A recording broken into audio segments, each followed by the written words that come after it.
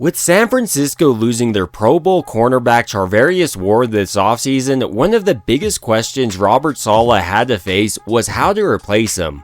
And maybe they just got their answer as the Packers released Jaire Alexander. The 28-year-old veteran is a two-time Pro Bowler in his own right, and CBS recently came up with a list of the top landing spots, and you guessed it, San Francisco's on there. While Renardo Green had a breakout year last year as a rookie, there's still a question about the depth overall there, and this would make a lot of sense as you could bring him in nickel packages if you wanted to keep Renardo Green as your starter on the outside, and then slide Lenore over into the slot. And last year, he was productive in his limited playing time of 7 games, registering 2 interceptions and 6 passes broken up. The reason the Packers decided to release him was his heavy cap hit headed into the season and his recent injury history. And while this is definitely a gamble if San Francisco decides to bring him in, he's only 28 years of age, and they had recent success with Christian McCaffrey after some people said he wasn't going to be able to regain his success he had at Carolina.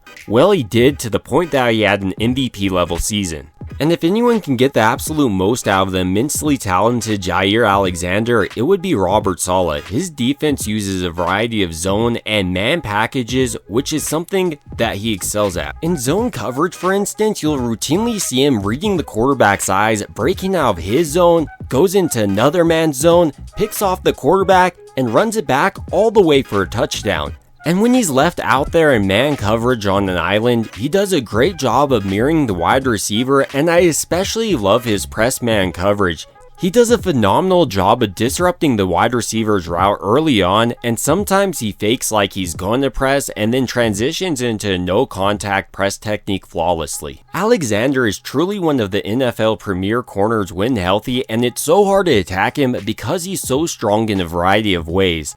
I mean, he legitimately can go out there and shut down some of the league's premier wide receivers, so if San Francisco is able to add him and if he remains healthy, their secondary would obviously be a Super Bowl secondary.